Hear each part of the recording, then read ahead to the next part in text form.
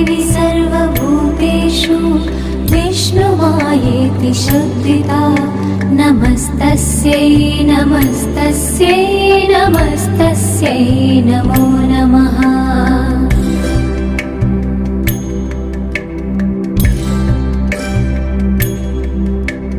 या देवी सर्वभूतेषु चेतनेत्यभिधीयते नमस्तस्यै नमस्तस्यै नमस्तस्यै नमो नमः।